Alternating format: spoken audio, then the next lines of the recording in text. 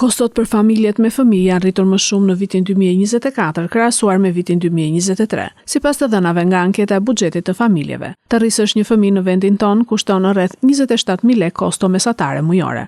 Shpenzimet mujore të familjeve me 2 fëmijë të rritur pësuan rritje vjetore me 14.7% vitin e kaluar. Një familje me një fëmijë i duhet 106.000 lekë në muaj për të përballuar jetesën, rreth 14.000 lekë më shumë se një vit më parë, nga 93.000 lekë në muaj që është mesatarja.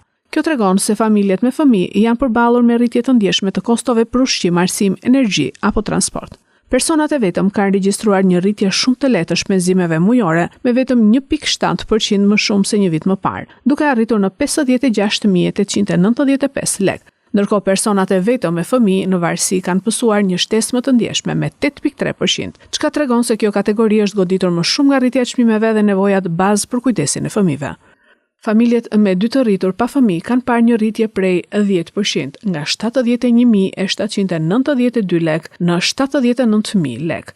Në anën tjetër, familjet më të mëdha me 3 ose më shumë të rritur pa fëmijë kanë shënuar rritje më të moderuar të shpenzimeve, 7.7% për ato pa fëmijë dhe 5.5% për ato me fëmijë.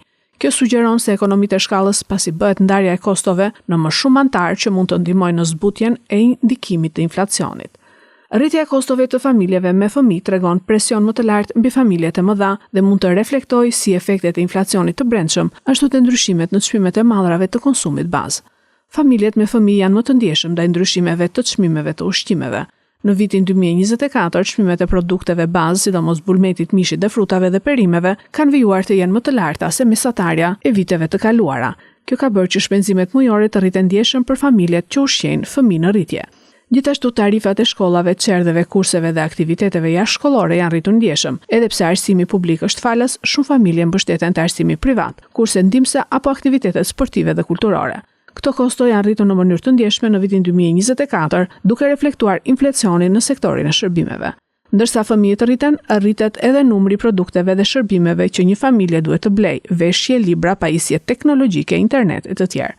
Përveç këtyre, nëse familja nuk zotëron banesën ku jeton, rritja e qërave ka qenë një tjetër faktor që ka rënduar buxhetin.